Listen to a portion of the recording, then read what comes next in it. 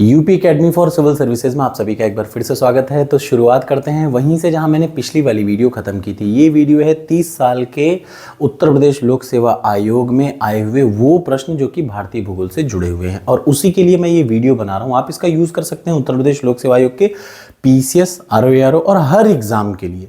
सिर्फ यूपी नहीं, चूंकि ये इंडियन ज्योग्राफी का पार्ट है तो इसको आप भारत के किसी भी स्टेट के एग्जाम्स के लिए यूज़ कर सकते हैं, यूपीएससी के लिए यूज़ कर सकते हैं, क्योंकि प्रश्न अधिकतर वैसे ही हैं। तो शुरुआत कर रहे हैं वहीं से जहां छोड़ा था। गंगा नदी की कौन सी जो सहायक नदी है उसका मार्ग उत्तरमुखी है? याद रखिए, एक बहुत इंपॉर्टेंट प्रश्न है। कौन सी नदियों के में से इनमें से कौन सी नदी है जिसका मार्ग क्या है? उत्तरमुखी है। तो याद रखिए, घाघरा, गंडक, रामगंगा सब ऊपर से उत्तर से दक्षिण आती हैं, लेकिन जो सोन नदी है वो दक्षिण से ऊपर की ओर आती है। तो ये इंपॉर्टेंट है, अक्सर आती है। सोन नदी का उद्गम स्थान क्या है? अमरकंटक से निकलती है। सिंधु नदी का उद्गम स्थान क्या होता है? सिंधु नदी का जो उद्गम स्थान होता है वो होता है कैलाश श्रृंखला में। सिंधु नदी कहां से निकलती है? कैलाश श्रृंखला से निकलती है। ये एक इंपॉर्टेंट है। Come to the next point. ये जो नदियां दिख रखी है, निम्न नदियों में से किसका उद्गम भारत में नहीं है? तो सतलज नदी का उद्गम भारत में नहीं है। याद रखिए, सतलज नदी का उद्गम भारत में बिल्कुल नहीं है। निम्न नदियों में से किसके मध्य विष्ट दोआब फैला हुआ है? तो जो विष्ट दोआब फैला हुआ है वो व्यास और सतलज नदी के बीच में फैला हुआ है। जरा सा एक बार फिर से मैं देख लूं। ये एक इंपॉर्टेंट प्रश्न है जो एई में आया था। इसके पहले ये लोअर पीसीएस में कई बार आया, लेकिन ये प्रश्न अब आने की पूरी उम्मीदें हैं यूपी पीसीएस में, और अक्सर आएगा तो आप गड़बड़ी कर सकते हैं। तो ये क्या है? विष्ट दोआब। अलग अलग दोआब है, जैसे ब्यास और सतलज के बीच में विष्ट दोआब, व्यास रावी के बीच में वारी दोआब, रावी चिनाब के बीच में रचना। जैसे देखिए, व्यास में विष्ट, व्यास और सतलज, व्यास और रावी के में वारी, रावी चिनाब के में रचना, चिनाब झेलम के में चाज दोआब, और झेलम सिंधु के बीच में सिंधु सागर दोआब। तो ये बहुत बार एग्जाम में क्वेश्चन आता है। आप मैच कैसे कर सकते हैं? जैसे रावी चिनाब है तो रचना, चिनाब झेलम है तो चाज दोआब, व्यास रावी है तो बारी दोआब। ठीक है ना? इस तरीके से इसको आप मैच करा सकते हैं। इनमें से कौन सी नदी है जो कश्मीर के प्रदेश में सिंधु से नहीं मिलती? तो वो है झेलम नदी। कश्मीर में झेलम नदी सिंधु से नहीं मिलती। निम्न में से कौन सी ऐसी नदी है जो एक लद्दाख और जास्कर पर्वतों के मध्य से? ये बार बार आया। ये कब का है? देखिए, यूपी पीसीएस 2006, 2004 और रिसेंटली आया। रिसेंटली का मतलब 2 साल पहले के यूपी पीसीएस प्रश्न है। ये क्या है? लद्दाख एवं जास्कर के बीच से कौन सी नदी जाती है? तो सिंधु नदी जाती है। याद रखिएगा, सिंधु नदी किधर से किधर तक? ईस्ट से वेस्ट की तरफ बढ़ती है, उल्टी जाती है, ऐसे उल्टी तरफ जाती है। जैसे और नदियां किधर की तरफ जाती हैं? वेस्ट से ईस्ट की तरफ हिमालयी नदियां, लेकिन सिंधु नदी कैसी जाती है? उल्टा जाती है। ठीक। निम्न में से किसके स्रोत बिंदु, पॉइंट ऑफ ओरिजिन लगभग एक ही है? तो ब्रह्मपुत्र और सिंधु दोनों का जो ओरिजिन है वो कहां पे है? वो बोखरचू या चेमडोयांग हिमनदों में, मतलब मानसरोवर झील के आसपास है। लेह जो है वो किसके बीच में है? ये भी बहुत इंपॉर्टेंट प्रश्न है। कब आया? देखिए 2013 यूपी पीसीएस में, कि जो लेह है वो कहां स्थित है? सिंधु नदी के दाहिने तट पर। जो लेह है वो सिंधु नदी के दाहिने तट पर स्थित है। ब्रह्मपुत्र क्या है? निम्न नदियों में से कौन लगभग एक ही बिंदु से उत्सर्जित होते हैं? ब्रह्मपुत्र और इंडस। तो जो ब्रह्मपुत्र और इंडस है वो एक ही पॉइंट से निकलती है। निम्न में से किस नदी में माजुली नदी द्वीप स्थित है? तो वो है ब्रह्मपुत्र। किसमें है? ब्रह्मपुत्र। अगला आ जाइए, coming to the next point. निम्न 2 कथन दिए गए हैं। एक ये बार बार याद रखिए, एक असर्शन, दूसरा उसका क्या आता है? रीजन आता है। ये प्रश्न आप इन सब प्रश्नों के बारे में याद रखिए। ये घुमा फिरा के बार बार एग्जैक्टली सेम आ जाते हैं। जैसे यूपी पीसीएस 2024-25 आप देंगे तो आपको मैं अभी से बता दूं कि ये प्रश्न रटे रहिए, किसी न किसी एक यूपी पीसीएस में ऐसे ही उठा के दे देगा, क्योंकि आयोग के पास नए प्रश्न नहीं होते, इसी टाइप के प्रश्न उठा के वो डाल देता है। तीस्ता नदी पहले गंगा की सहायक नदी थी, अब वो ब्रह्मपुत्र की सहायक नदी है। ये पहला है। दूसरा, नदी अपहरण हिमालय की नदियों का एक प्रमुख गुण है। बिल्कुल, ये दोनों सही है। पहले कोई नदी किसी और की सहायक होती है, फिर वो नदी अपना रास्ता बदल के वो नदी किसी और में मिल जाती है। तो ये दोनों सही हैं। 1787 तक ऐसा था कि वो गंगा की सहायक नदी थी। कौन? तीस्ता नदी। लेकिन आकस्मिक बाढ़ हुई 1787 में और फिर वो ब्रह्मपुत्र की सहायक बन गई। हिमालय में जो ब्रह्मपुत्र नदी है वो किस चीज का उदाहरण? वो है पूर्ववर्ती अपवाह का उदाहरण। संकोश नदी किसकी सीमा बनाती है? असम और पश्चिम बंगाल के बीच की सीमा संकोश नदी बनाती है। कौन सी नदी ऐसी है जो बांग्लादेश में पद्मा नदी के नाम से जानी जाती है? तो वो अपनी गंगा नदी ही है, जिसको बांग्लादेश में पद्मा नदी के नाम से जानते हैं। ये सब मैं पढ़ा चुका हूं। इंडियन ज्योग्राफी की प्लेलिस्ट खोलिए, वहां पे आपको सब कुछ दिखेगा। ये सारा पीडीएफ आपको टॉपर्स कोड में दिखेगा। टॉपर्स कोड की टेस्ट सीरीज है, उसमें भी यही सारे प्रश्न दिखेंगे। क्यों? क्योंकि यही आते हैं एग्जाम में। निम्न में से कौन सी एक भारतीय गंगा नदी बेसिन का हिस्सा नहीं है? तो जोंक नदी जो है वो इसका हिस्सा नहीं है। ये यूपीपीसीएस प्री 2021 में आ चुका। अच्छा देखिए, आप में से अजय नदी आपने नहीं सुना होगा, जलांगी नहीं सुना होगा, पुनपुन नहीं सुना होगा, आपने जोंक भी नहीं सुना होगा। इसलिए इस टाइप के प्रश्नों को याद रखा करिए, 1-2 साल बाद फिर रिपीट करके हो सकता है आरओ में पूछ ले। विष्णुप्रयाग किन दो नदियों के संगम पर स्थित है? इसकी शॉर्टेस्ट ट्रिक मैंने बताई थी। विष्णुप्रयाग धौलीगंगा और अलकनंदा के संगम पर स्थित है। जरा देख लीजिए, ये क्या है? देवप्रयाग, बीडी, भागीरथी। देखिए सारी नदियां अलकनंदा से ही मिलती हैं, तो देवप्रयाग में बीडी, भागीरथी अलकनंदा से। कर्णप्रयाग में एमआर के, एमआर का मतलब मंदाकिनी, अलकनंदा से। रुद्रप्रयाग में मिलती है मंदाकिनी, नंदाकिनी। ये गलत है, देखिए यहाँ पे एक चीज गलत लिखा है, ये मन नहीं नंद। नंदाकिनी जो है वो अलकनंदा से नंद प्रयाग में मिलती है, मंदाकिनी अलकनंदा से रुद्र में, और पिंडार अलकनंदा से कर्ण में। इसकी शॉर्टेस्ट ट्रिक की वीडियो मैंने बना रखी है, जरूर देखिएगा, आपको बड़ा अच्छा लगेगा वो देख के। आ जाइए अगले प्रश्न पर आते हैं। अगला प्रश्न क्या है? अगला प्रश्न ये फिर से 3-4 ऑप्शन है, ठीक है ना। ये क्या है प्रश्न का? पहला ऑप्शन देख लीजिए, मैं आपको दिखा दूं, देवप्रयाग, बीडी, भागीरथी, देवप्रयाग। ये तो एकदम सही ऑप्शन है, तो इसमें कोई दिक्कत ही नहीं, पहला ऑप्शन एकदम करेक्ट है, याद रखिएगा। रुद्रप्रयाग, मंदाकिनी, एमआर, ये भी ठीक है, एकदम सही है, कोई कलंक। अलकनंदा बद्रीनाथ से बहती है, ये भी ठीक है, ये दोनों तीनों ऑप्शन सही है। केदारनाथ आज शंकराचार्य द्वारा स्थापित सबसे बड़ी पीठ के रूप में जाना जाता है, ऐसा नहीं है। शंकराचार्य ने 4 पीठों का निर्माण किया, याद रखिएगा, उत्तर, दक्षिण, पूरब, पश्चिम। उत्तर दिशा में बद्रीनाथ बनाया, शंकराचार्य जी ने केदारनाथ नहीं बनाया है। द्वादश ज्योतिर्लिंग में एक पार्ट है, वो अलग चीज है, लेकिन ये 4 जो बनाए गए, 4 पीठ बनाए गए, वो क्या क्या है? उत्तर दिशा में उत्तराखंड में बद्रीनाथ, उत्तर में बद्रीनाथ, दक्षिण में क्या? श्रृंगेरी, कर्नाटका में है श्रृंगेरी मठ। उसके बाद पूर्व दिशा में उड़ीसा के जगन्नाथ मंदिर का, और उसके बाद पश्चिम में द्वारका, गुजरात में। निम्न में से किस नदी के तट पर बद्रीनाथ का प्रसिद्ध मंदिर है? तो अलकनंदा के तट पर। इनमें से कौन सी नदी गंगा की सहायक नदी है? सोन नदी गंगा की सहायक नदी है। कोसी नदी का स्रोत कहां पे है? तो माउंट एवरेस्ट के उत्तर में है कोसी नदी का स्रोत। फरक्का के बाद, ध्यान से देखिए, फरक्का के बाद गंगा की प्रमुख धारा का नाम क्या है?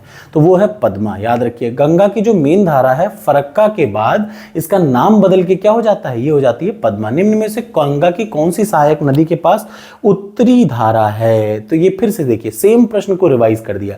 इसका मतलब इस टाइप के प्रश्न आमतौर पे आ जाते हैं। देखिए सेम प्रश्न दोबारा है, दूसरे एग्जामों में आया है। कौन सी नदी का ग्रहण क्षेत्र सबसे ज्यादा है? तो सोन नदी का जो वाटर कंटेमिनेटेड जो कंटेनमेंट जोन है वो सबसे ज्यादा है, याद रखिएगा। महानंदा, रामगंगा, गंगट, सोन, गंडक, महानंदा, रामगंगा, इन सब में सबसे ज्यादा किसका कैचमेंट एरिया ज्यादा है? तो वो है सोन नदी का। गंगा नदी किस चीज का उदाहरण है? पूर्ववर्ती अपवाह का। ये प्रश्न मेरी अगर आप माने तो इसको रट लीजिए। गंगा पूर्व, पूर्व गंगा, गंगा पूर्व, गंगा पूर्व, ये रट लीजिए। इसको मैंने समझा रखा है फिजिकल जियोग्राफी में, लेकिन आप इसको अच्छे तरीके से रट लीजिए। गंगा किसका एग्जाम्पल है? पूर्ववर्ती नदी का, ठीक है ना। अगला आ जाइए, निम्न नदी में से कौन अपने मार्ग में परिवर्तन करने के लिए बहुत कुख्यात है? तो कोसी नदी बार बार अपना रास्ता बदल देती है, ठीक है ना। किस नदी के तट पर गोरखपुर है? तो राप्ती नदी के तट पर है अपना गोरखपुर। अगला आ जाइए, गंगा नदी की एकमात्र सहायक नदी जिसका उद्गम मैदान में है वो क्या है? गोमती। निम्न में से कौन सी नदी ज्वार बनाती है? तो वो है हुगली नदी ज्वार बनाती है। अगला आ जाइए, यमुना नदी की निम्न सहायक नदियों के पश्चिम से पूर्व तक का विचार करिए। तो कौन कौन सी यमुना नदी की सहायक नदी? बेतवा, केन, सिंध, चंबल। तो कौन सी है? इसका 4, 3, 1, 2 पहला ऑप्शन सही है। फिर से देख लीजिए, चंबल, सिंध, बेतवा, केन। ये इसका कैसा है? पश्चिम से पूरब तक। पश्चिम का मतलब पश्चिम से पूरब तक। अगर भारत ये है, देखिए ध्यान से देख लीजिए, अगर भारत ये है तो इसके पश्चिम से लेके पूरब तक इस डायरेक्शन में। तो क्या सीक्वेंस है? सबसे पहले चंबल पड़ती है, फिर सिंध पड़ती है, फिर बेतवा, फिर केन। ये बहुत इंपॉर्टेंट है, इसको आप, मैंने पढ़ा रखा है, छोड़ा कुछ भी नहीं है, पढ़ा सब रखा है। दिल्ली और आगरा के मध्य वर्ष के अधिकांश समय में यमुना नदी मृत हो जाती है, पहला।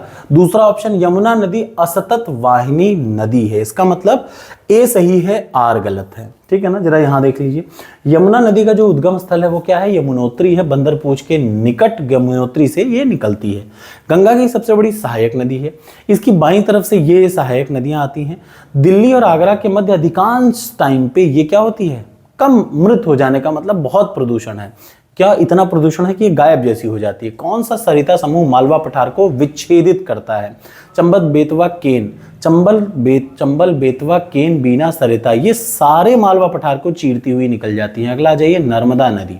दक्षिण के पठार की सभी नदियां निम्न में से एक को छोड़कर बंगाल की खाड़ी में जाती हैं। वो कौन सी है? नर्मदा नदी उल्टा जाती है। सारी नदियां किधर जाती हैं? बंगाल की खाड़ी में, लेकिन नर्मदा नदी कहां जाती है? अरब सागर में जाके मिलती है। कौन सी नदी घाटी क्षेत्रफल की दृष्टि से सबसे बड़ी है? तो महानदी। ठीक, याद रखिएगा, कौन सी नदी घाटी, कौन सी बेसिन एरिया वाइज सबसे बड़ी है? तो महानदी है। ठीक है, नर्मदा का कैचमेंट एरिया क्या है? इधर देख लीजिए जरा सा, कावेरी नदी का है 87,000। ठीक, यहां देख लीजिए 98,000, इसका है 1,41,000 राष्ट्रीय जल आयोग के अनुसार। और ये बार बार फिर से आ सकता है, याद रखिए किसका बेसिन ज्यादा है? तो वो है महानदी का। कौन सी भारतीय नदी का युग्म भ्रंश घाटी से होकर बहती है? तो याद रखिए नर्मदा, एक तो नर्मदा है और दूसरा ताप्ती है। यही दोनों नदियां क्या बनाती हैं? भ्रंश घाटी बनाती हैं। भ्रंश का मतलब दो तरफ पहाड़। देखिए भ्रंश घाटी कैसी बनती है? ये है ऐसे, ये पहाड़, इसमें से नदी बह रही है। तो ये है विंध्य और सतपुड़ा के बीच में नर्मदा बहती है, और सतपुड़ा और बगल वाले के बीच में क्या बहती है? ताप्ती बढ़ती है। दो नदियां किसके बीच में? दो अलग अलग पहाड़ों के बीच में इस तरीके से बढ़ती है। नर्मदा अपने मुहाने पर डेल्टा का निर्माण करती है। पहला, ये भ्रंश घाटी से होकर बहती है, याद रखिए।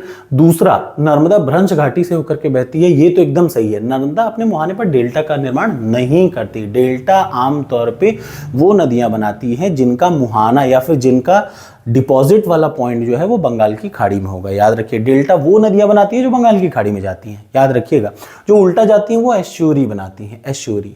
तो पहला वाला गलत है, दूसरा वाला सही है। आप इसको रट डालिए, मैं बार बार कह रहा हूं, इन प्रश्नों को आप रटेंगे तभी आप एग्जाम में सही करेंगे। कुछ लोग कहेंगे सर रटना गलत है। देखिए, जब एक बार कॉन्सेप्ट आपने समझ लिया तो कुछ चीजों को आपको रटना ही पड़ेगा एग्जाम में, तभी जाके आपको अल्टीमेट गोल तो हमारा एग्जाम में क्वेश्चन सही करना है। और समझ लीजिए, रटिए मत तो आपको भूल जाएंगी चीजें, इसलिए रटिए, ये भी बहुत जरूरी है। बुरा लग रहा हो लगे। नर्मदा ताप्ती नदियों के बीच में क्या है? सतपुड़ा है। मैंने बोला ना, सबसे पहले क्या पड़ता है? विंध्य, फिर नर्मदा, फिर आता है सतपुड़ा। अगला आ जाइए नेक्स्ट क्वेश्चन। नेक्स्ट क्वेश्चन क्या है? कौन सा नदी भ्रंश घाटी से प्रवाहित होती? फिर वही सेम प्रश्न, नर्मदा और ताप्ती दोनों भ्रंश घाटी बनाती। कौन सी नदी मुल्ताई के पवित्र तालाब टैंक से निकलती है? तो वो है ताप्ती नदी। याद रखिए, बैतूल जिले में, कहां के? मध्य प्रदेश के बैतूल जिले के मुल्ताई नामक स्थान से सतपुड़ा से निकलती है। भारत की निम्न में नदियों में से कौन सी पश्चिमी घाट से नहीं निकलती? तो वो है ताप्ती नदी। ठीक, अगला आ जाइए। प्रायद्वीपीय भारत की केवल दो प्रमुख नदियां हैं, नर्मदा, ताप्ती, जो कि अरब में गिरती हैं। ये बिल्कुल सही है। ये दोनों भ्रंश हैं, घाटी में बनाती है, बिल्कुल ये भी एकदम सही है। कौन सी नदी भ्रंश घाटी से होकर प्रवाहित होती है? देखिए, ये बार बार प्रश्न आ जाता है। ये नर्मदा, ताप्ती दोनों हैं। ताप्ती यहाँ पे दिख रखा है, तो ये ऑप्शन देखिए, यूपीपीएससी आरओ, ठीक, यूपीपीसीएस राजकीय क्या है? प्रवक्ता परीक्षा, लेक्चरर वाला, गवर्नमेंट पॉलिटेक्निक, सॉरी, वो जो जीआईसी के लेक्चरर का, उसका भी बार बार है। इसका मतलब ये प्रश्न जरूरी है। नर्मदा ताप्ती दोनों क्या बनाती हैं? रिफ्ट वैली में बहती हैं। मतलब दो तरफ नर्मदा का क्या है? ऊपर है क्या? विंध्य, नीचे है सतपुड़ा, दोनों के बीच में नर्मदा बहती है। ऐसे ही ताप्ती भी है। ठीक, ताप्ती, सतपुड़ा और उसके नीचे वाली जो है उसके में बहती है। निम्न में से किस नदी का उसका जो ओरिजिनेशन है वो मैकाल श्रेणी में नहीं है? तो ताप्ती नदी मैकाल श्रेणी से नहीं निकलती। ताप्ती कहां से निकलती है? बैतूल, मध्य प्रदेश के बैतूल जिले से, याद रखिएगा। ठीक है ना। सोन, नर्मदा, महानदी, ये सब एक जगह से निकलती हैं, सतपुड़ा से। Sorry, my mistake. ताप्ती नदी कहां से निकलती है? ताप्ती नदी सतपुड़ा से निकलती है, लेकिन जो बची हुई है वो तीनों मैकाल से निकलती है। माई मिस्टेक, मैंने उल्टा बोल दिया। ताप्ती नदी कहां से निकलती है? ताप्ती नदी जो है वो सतपुड़ा श्रेणी से निकलती है, बट वो कहां पड़ता है? तो वो बैतूल जिले में पकड़ता है। ये आपको पता होना चाहिए। निम्न नदियों में किसका बड़ा जलग्रहण क्षेत्र है? गोदावरी। देखिए, जलग्रहण क्षेत्र, कैचमेंट एरिया, बेसिन, सब अलग अलग प्रश्न है, बार बार घुमा फिरा के आते हैं। किसका सर्वाधिक बड़ा जलग्रहण क्षेत्र है? सामने आपको दिख रहा है, नर्मदा, महानदी, गोदावरी, कृष्णा। बेसिन किसका है? महानदी का, लेकिन गोदावरी का क्या है? जलग्रहण, कैचमेंट एरिया ज्यादा है। जिन राज्यों से होकर गोदावरी बहती है वो कौन कौन से हैं? तो गोदावरी याद रखिए, महाराष्ट्र, उड़ीसा, आंध्र प्रदेश से गोदावरी, 3 राज्यों से। क्या? आंध्र प्रदेश से, तेलंगाना के अलग होने के बाद हम छत्तीसगढ़ से भी, मतलब छत्तीसगढ़ और बॉर्डर पे बढ़ती है। तो कौन कौन से हो गए? महाराष्ट्र, उड़ीसा, आंध्र प्रदेश, तेलंगाना और क्या? छत्तीसगढ़, वहां से ही बढ़ती है। नासिक कहां पे है? नासिक गोदावरी नदी के किनारे है। ये प्रश्न कई बार आया है। ठीक, कृष्णा नदी के बारे में, कौन सी एक नदी कृष्णा की सहायक नदियां हैं? मैंने आपको सारी साउथ साउथ में पड़ने वाली ना, साउथ इंडिया की सारी नदियों की शॉर्टेस्ट ट्रिक बता रखी है उनकी सहायक नदियों की। तो आपसे ये गलती नहीं होनी चाहिए कि कृष्णा की सहायक नदियों में आप फंस जाए, सारे प्रश्न का जवाब आप दे लेंगे। तेल नदी किसकी सहायक नदी नहीं है? तेल नदी नहीं है किसकी सहायक नदी? कृष्णा नदी की सहायक नहीं है। याद रखिए, भीमा, डॉन, तुंगभद्रा ये सब सहायक नदियां हैं, तेल नदी नहीं है। तुंगभद्रा, भीमा किसकी सहायक नदी? फिर से वही कृष्णा की। कृष्णा कावेरी जल विवाद किन दो राज्यों के मध्य है? याद रखिए, ये 3 राज्यों के मध्य में है। अब चौथा राज्य हो गया कर्नाटका, महाराष्ट्र, आंध्र प्रदेश, ठीक है ना। कर्नाटका, महाराष्ट्र, आंध्र प्रदेश 3 राज्यों के बीच में है, ठीक है ना। अब अगला ये कि कृष्णा नदी से संबंधित तथ्य पढ़िए। आपके सामने 4 तथ्य हैं। कृष्णा नदी पूरब की ओर प्रवाहित होने वाली सबसे बड़ी प्रायद्वीपीय नदी है। पहला सही नहीं है, ये गलत है। मैंने आपको लंबाई के हिसाब से घटती हुई सारी नदियों को पढ़ा रखा। महाराष्ट्र, कर्नाटक, आंध्र प्रदेश इसके बेसिन के हिस्सेदार है, बिल्कुल सही है। उसके बाद अगला आ जाइए, पूर्णा कृष्णा की सहायक नदी है। दूध, पूर्ण, ये मैंने आपको पढ़ा रखा है, आप याद रखिए। वो किसका? सला, सलूरी, मंजरा, वो सब उसकी दूसरी की है। नागार्जुन कृष्णा नदी पर बहुउद्देशीय परियोजना, बिल्कुल सही था। 2 और 4 इसका सही ऑप्शन होगा। आ जाइए अगले प्रश्न पर। हगरी, हगरी सहायक नदी किसकी है? तुंगभद्रा की। हगरी नदी, हगरी। अगला आ जाइए, अमरावती, भवानी, हेमावती, कामिनी किसकी सहायक नदियां हैं? कावेरी की सहायक नदियां हैं। एक एक नदी बेसिन को पढ़ लीजिए, क्योंकि एक नदी पे प्रश्न जरूर आएगा। इस वीडियो से एक प्रश्न फिक्स है। अगला आ जाइए, अमरावती, भवानी, हेमावती में से सहायक नदियां किसकी हैं? ये सारी कावेरी की सहायक नदी हैं। इसका उद्गम स्थान कहाँ पे है? ब्रह्मगिरी पहाड़ियों में, कर्नाटका के कुर्ग डिस्ट्रिक्ट में ब्रह्मगिरी पहाड़ी है, वहीं पर है। निम्न नदियों में से कौन अपने भ्रंश घाटी प्रवाह के लिए प्रसिद्ध है? तो दामोदर नदी भ्रंश घाटी में बहती है, छोटा नागपुर पठार के बीचों बीच में से बहती है, याद रखिएगा। अगला, दामोदर नदी किसकी सहायक नदी है? तो हुगली नदी की सहायक नदी है दामोदर नदी।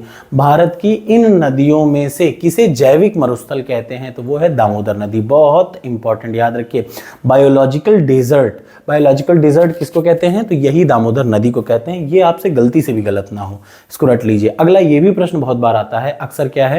दामोदर घाटी कॉर्पोरेशन के विकास के पूर्व दामोदर नदी पश्चिम में दुख की नदी मानी जाती थी, ठीक है ना। ये सही बात है। इसका कारण क्या है? दामोदर अपने ऊपरी भाग में तीव्रता से प्रवाहित होती है, तो निचले भाग में इसका बहुत फ्लो स्लो हो जाता है। ये दोनों एकदम सही बात है, इसीलिए इसको दुख की नदी बोलते थे। कौन सी नदी उड़ीसा में अपना डेल्टा बनाती है? तो वो है महानदी। निम्न में से कौन सी नदी पश्चिमी घाट से नहीं निकलती है? तो वो है महानदी नहीं निकलती। कौन सी युग्म सही सुमेलित है? आपके सामने दिख रखा है, महानदी की सहायक नदी है तेल नदी, ठीक है ना, ये सही सुमेलित है। निम्न नदियों में से कौन सी एक पंचनद में नहीं शामिल है? मैंने आपको बता रखा है, SJCRVS, सिंधु, झेलम, चिनाब, रावी, व्यास और सतलज, ये सारी हैं, जिनमें से सिंधु नदी क्या है? पंचनद में, सिंधु नदी पंचनद में शामिल नहीं है। बची 5 क्या है?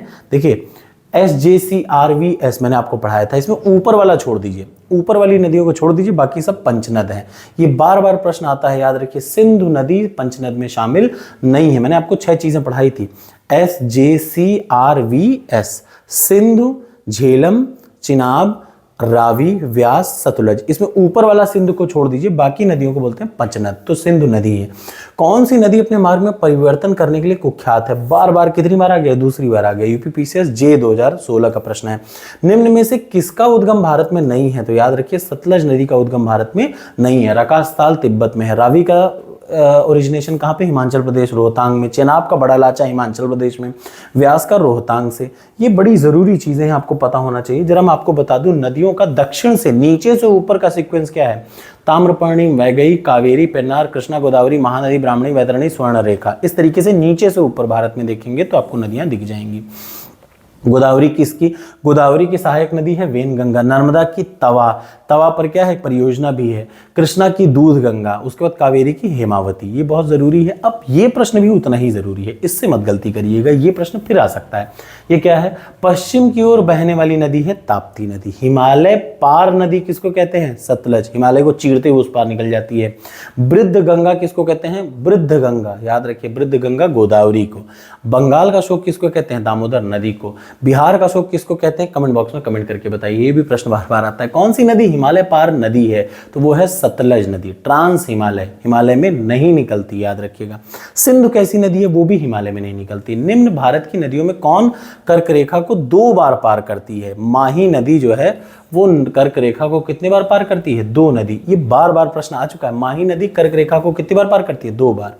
चंबल, बेतवा, केन यमुना की सहायक नदियां, बिल्कुल सही बात। चंबल, बेतवा, केन, टोस ये यमुना की सहायक नदियां होती है। सबसे लंबी नदी क्या है, चंबल है भाई। ये भी जैसे होता है ना कि इनमें से गलत कौन सा है ये पहचाना, तो पहला सही है, दूसरा सही। दक्षिण में से गंगा नदी 2 शहर टोंस और सोन आकर मिलती है, ये भी सही है।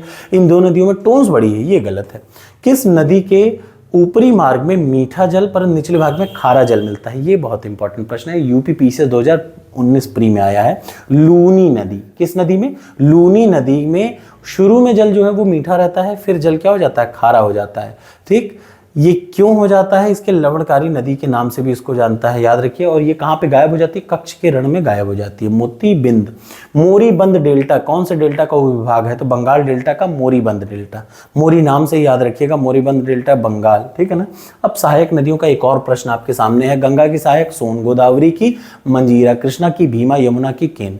इंदिरा गांधी नहर के जल का स्रोत क्या है, तो वो है पहला और दूसरा, सतलज, ब्यास, ठीक है ना। अगला आ जाइए। भारत की निम्न नदियों में से कौन सी मन्नार की खाड़ी में गिरती है, तो वैगाई नदी मन्नार की खाड़ी में गिरती है। दूध गंगा निम्न में से किस में अवस्थित है, तो दूध गंगा जो है वो जम्मू कश्मीर के अतिरिक्त उत्तराखंड और महाराष्ट्र डिस्ट्रिक्ट में भी अवस्थित है। अगला, निम्न में से कौन सी अध्यारोपित नदी का उदाहरण है, बहुत इंपॉर्टेंट प्रश्न है। चंबल नदी क्या है, सुपर इम्पोज्ड नदी। ये कम से कम 10 बार का प्रश्न है, सबसे इंपॉर्टेंट प्रश्न है, इसको मत भूलिएगा। भारत की पश्चिमी घाट की नदियां डेल्टा का निर्माण नहीं करती, पहला ऑप्शन। और इसका दूसरा क्या है, इसका अगला है, वे छोटे प्रवाह क्षेत्र से अपेक्षाकृत कठोर चट्टान पर प्रवाहित होती है, बिल्कुल सही बात है। याद रखिए, प्रायद्वीपीय भारत की प्रमुख नदियों का उद्गम पश्चिमी घाट से ही होता है। ये पूर्व की ओर प्रवाहित लंबे मार्ग का अनुसरण करती हैं और डेल्टा का निर्माण करती हैं। अगला, अब अनुसरण क्या होते हैं, छोटे मार्ग का, लेकिन ये डेल्टा नहीं बना पाती। मुद्दे की बात ये आपको ये जानना है कि जो पश्चिमी घाट से निकलती हैं वो क्या नहीं बना पाती, डेल्टा का निर्माण नहीं कर पाती। ठीक, याद रखिएगा। जो यहाँ पर क्या होती है, एस्चुरी बनाती हैं, ठीक है ना। अगला आ जाइए। दक्षिणी भारत की नदियां प्रमुख रूप से, आप इस प्रश्न के एक्सप्लेनेशन को जरूर देख के अलग से पढ़िएगा। अगला, दक्षिण भारत की नदियां प्रमुख रूप से कौन सा अपवाह तंत्र रखती हैं, तो वो है वृक्षनुमा। याद रखिए, साउथ इंडिया की जो नदियां वृक्षनुमा, चूंकि ज्यादा स्पीड नहीं, हिमालय की नदियां ऊपर से आती हैं तो ज्यादा स्पीड में आती हैं, तो फ्लो मेन लाइन ज्यादा वो है। लेकिन जो साउथ इंडिया की नदियां हैं वो क्या होती है, वृक्षनुमा है। क्यों, क्योंकि वो स्लो चलती हैं, इसलिए बिखर जाके चलती है। अहमदाबाद साबरमती नदी के किनारे है, हैदराबाद मूसी नदी के किनारे है, कोटा चंबल के किनारे है, नासिक गोदावरी के किनारे है। अगला, ये भी इंपॉर्टेंट है, शहर और वहां किस नदी, कौन सी नदी किस शहर में है, तो कटक में महानदी है। ठीक, उड़ीसा में है कटक, वहां है महानदी। लुधियाना सतलज नदी में, नासिक गोदावरी में, उज्जैन शिप्रा नदी में है, ठीक है ना। अगला, हिमालय से निकलने वाली सभी नदियां सतत वाहिनी है, पहला। दूसरा, हिमालय अपनी वर्षा का अधिकांश भाग दक्षिण पश्चिमी मानसून से प्राप्त करता है, ये गलत बात है। देखिए, दोनों सही है, लेकिन दोनों एक दूसरे का सही एक्सप्लेनेशन नहीं है, याद रखिएगा, सही दोनों है। अगला आ जाइए। गंगा की सहायक सोन, गोदावरी की मंजीरा, कृष्णा की भीमा, यमुना की केन। अगला आ जाए। प्रायद्वीपीय भारत की, देखिए फिर सेम प्रश्न, वैसा ही प्रश्न जैसे आप पाएंगे कि 2024 में क्या होगा, इसका एक कारण कथन उठा लिया और दूसरे का एक क्वेश्चन उठा लिया, दोनों का एक एक पार्ट उठा के दे देता है। यही मैंने 2023 पीसीएस में भी देखा और आगे भी आप यही देखेंगे। जैसे ये 2-2 लाइनर वाले क्वेश्चन है ना, इनमें याद रखिएगा, दोनों लाइनों के प्रश्न को सही से देखिएगा। अगला प्रश्न, भारत की निम्न नदियों के घाटों में किस जल का अभाव है, तो याद रखिएगा जल का अभाव किसमें है, साबरमती में भी और ताप्ती घाट में भी है, दोनों के नदियों में जल की कमी है। दक्कन के पठार में किस नदी का प्रवाह होता है, किस टाइप की नदी, दक्कन के पठार में नदियों का प्रवाह पश्चिम से पूर्व की तरफ होता है। निम्न कथनों पर कौन से कथन सही नहीं है। तीस्ता नदी की सहायक क्या है, गंगा नदी है। सलाल, ये मैंने आपको पढ़ा रखा है कि जो सलाल है, सलाल बांध किस पे है, चिनाब नदी पर। 3 बांध रावी नदी पर, काकरापार, ताप्ती नदी पर, नागार्जुन, कृष्णा नदी पर। अच्छा, आप में से कुछ लोग इसको हो सकता है हल्के में ले, लेकिन मैं आपको बता दूं यही प्रश्न आपको यूपी पीसीएस में दिखेगा, यही प्रश्न यूपी पीएससी के हर एग्जाम में दिखेगा, बिहार में भी यही दिख जाएगा। कौन सा एक जोड़ा गलत है? तो भुवनेश्वर महानदी का जोड़ा गलत है, ठीक है ना, याद रखिएगा। कोटा चंबल नदी, कोटा कहाँ पे है? राजस्थान में। वहां कौन सी नदी? चंबल नदी। जबलपुर नर्मदा के आसपास में है मध्य प्रदेश, और कटक महानदी के आसपास में है। कौन सी एक मंदाकिनी नदी के किनारे नहीं अवस्थित है? तो याद रखिए गोविंद घाट मंदाकिनी किनारे नहीं स्थित है। श्रीनगर के बगल कौन सी नदी है? झेलम नदी। जबलपुर के बगल नर्मदा, डिब्रूगढ़ ब्रह्मपुत्र और संबलपुर महानदी के बीच में है। अगला आ जाइए, घाटी नगर है कहाँ? देहरादून में। संगम नगर है टिहरी में, गेट नगर है ऋषिकेश में, और कटक नगर है मसूरी में। अब यहाँ पे भी देख लीजिए नगर, गोरखपुर के बगल में, गोरखपुर से कौन सी नदी? राप्ती नदी। सरयू नदी फैजाबाद, गंगा कानपुर और आगरा में यमुना है, ठीक। अगला आ जाइए, अहमदाबाद साबरमती के नदी के तट पर है, कटक महानदी पर है, गोरखपुर राप्ती नदी। जो कटक याद रखिएगा, कटक महानदी के तट पर है। कौन सा नगर लूनी नदी के किनारे स्थित है? तो अजमेर लूनी नदी के किनारे स्थित है। अयोध्या किस नदी के तट पर स्थित है? सरयू नदी के तट पर स्थित है, सॉरी घाघरा नदी का ही दूसरा नाम है सरयू नदी, ठीक है ना। अगला आ जाइए, यह है तटीय भाग एवं द्वीप समूह। मैं जल्दी से 10-15 क्वेश्चन और पढ़ा के फिर इस वीडियो को मैं कंप्लीट कर देता हूं। निम्न नगरीय केंद्रों में से कौन कोरोमंडल तट पर अवस्थित है? तो नागपट्टिनम बहुत इंपॉर्टेंट। कोरोमंडल पर तट पर कौन है? नागपट्टिनम, याद रखिएगा। अगला, निम्न तटों में से कौन कृष्णा एंड डेल्टा के केप कैमोरिन के मध्य स्थित है? तो कोरोमंडल तट। केरल तट को किस नाम से जानते हैं? तो आप सभी को पता है, मालाबार तट के नाम से जानते हैं, ठीक है। एक बार और देख लीजिए, अलग अलग जगहों पर कौन कौन से। मरीना बीच कहाँ है? तमिलनाडु में। कलंगुड बीच कहाँ पे है? गोवा में है। गोपालपुर आंसी कहाँ है? उड़ीसा में। गोपालपुर याद रखिए उड़ीसा में। दीघा बीच बहुत बार आता है, दीघा बीच कहाँ पे है? वेस्ट बंगाल में। फिर से इस प्रश्न को याद करिए, मरीना तमिलनाडु में, कलंगुट गोवा में, दीघा वेस्ट बंगाल में, गोपालपुर उड़ीसा में। कावेरी निवेशिका जिस पर स्थित है वो क्या है? कच्छ के रण पर। निम्न राज्यों में से किसकी सर्वाधिक तटरेखा है? तटरेखा सबसे ज्यादा किसकी है? सबको पता है गुजरात की है। ये मैं ऑलरेडी पहले ही पढ़ा चुका है पिछली वाली वीडियो में। देखिए वही प्रश्न को यहाँ रिपीट कर दिया। भारत के पश्चिमी तट पर कौन स्थित नहीं है? कराईकल इधर नहीं, कराईकल उस तरफ है, याद रखिए। भारत के पूर्वी तट पर स्थित है। पाक खाड़ी किसके किसके बीच में है? तो मन्नार की खाड़ी और बंगाल की खाड़ी के बीच में है, ठीक है ना। पाक खाड़ी, पाक स्ट्रेट किसके बीच में है? बंगाल की खाड़ी और किसकी खाड़ी के बीच में? मन्नार की खाड़ी के बीच में। पाक जल संधि भारत को किससे अलग करती है? तो श्रीलंका से अलग करती है, ठीक है ना। अब जरा यहाँ भी देख लीजिए, जंजीरा कहाँ पे है? याद रखिएगा, जंजीरा महाराष्ट्र में है। उडुपी कहाँ है? कर्नाटका में। ओराविले कहाँ है? पांडिचेरी में। पूर्वी तट है। तूतीकोरन बहुत इंपॉर्टेंट, तूतीकोरन बार बार आता है। भारत के किनारे कितने राज्य हैं? भारत के समुद्र के किनारे कितने राज्य? देखिए यूपी पीसीएस प्री में आया है 2017 में, ठीक, 14 में भी। तो 9 राज्य भारत के समुद्री तट के किनारे हैं। कितने? लक्षद्वीप में कुल कितने आइसलैंड है? यूपी पीसीएस का प्रश्न है, याद रखिए 36 आइलैंड हैं, जिनमें से 11 पर आदमी रहते हैं, बचे पर आदमी नहीं रहते। इसका स्क्वायर किलोमीटर है 32 टोटल। 38 याद रखिए कितने द्वीप हैं? 36 द्वीप हैं। रूट लैंड कौन सा? अंडमान निकोबार का एक द्वीप नहीं है। रूट लैंड भी वहीं का है, नारकोंडम भी वहीं का है, वोम्पोका भी वहीं का है, आमीन दीवी ये यहाँ का नहीं है। बैरन ज्वालामुखी कहाँ पे है? तो आप सबको पता है अंडमान द्वीप पे है। ये क्या है? श्रीहरिकोटा किस पे है? तो पुलिकट झील के किनारे, याद रखिए पुलिकट झील के किनारे। कौन से भारतीय द्वीपों में भारत एवं श्रीलंका के मध्य कौन सा है? रामेश्वरम द्वीप है, याद रखिएगा। रामेश्वरम क्या है? द्वीप है। पंबम द्वीप बनाया गया है। भारत का सर्वाधिक आबादी वाला द्वीप कौन सा है? तो वो है सालसेट, याद रखिए सबसे ज्यादा, ये इंपॉर्टेंट है। यूपी पीसीएस मेंस 2016 में आया था। ये क्या था? भारत की सबसे ज्यादा आबादी वाला द्वीप कौन सा है? आइलैंड कौन सा है? सालसेट मुंबई में है, ये बार बार आता है, ठीक है ना। और उसके बाद क्या है? माजुली आता है, सॉरी माजुली नहीं, अंडमान निकोबार। तो सबसे ज्यादा कहा? सालसेट मुंबई के किनारे है, याद रखिए। निम्न में से कौन सा द्वीप भारतीय तटरेखा की सुदूरवर्ती द्वीप की श्रेणी में आता है? तो वो है मिनिकॉय। निम्न में से किस नदी में माजुली द्वीप स्थित है? तो सबको पता है ब्रह्मपुत्र नदी में। ये प्रश्न जरूर आ जाते हैं, ठीक है। अब जरा इधर देखिए, द्वारका कहाँ है? काठियावाड़ तट पर। दीव कहाँ है? अरब सागर तट पर। पीरम कहाँ है? कच्छ की खाड़ी में। वेयंत शयोधर कहाँ है? खंबात की खाड़ी में। कौन गुजरात का बंदरगाह कस्बा नहीं है? जामनगर नहीं है, ठीक है ना। अब आ जाइए अलग इंपॉर्टेंट घाटियां, जलप्रपात एवं झीलें, बहुत जरूरी यहां से आएगा। चलिए इसको अगले वीडियो में कवर करते हैं। थैंक यू सो मच, मिलते हैं अगले वीडियो में।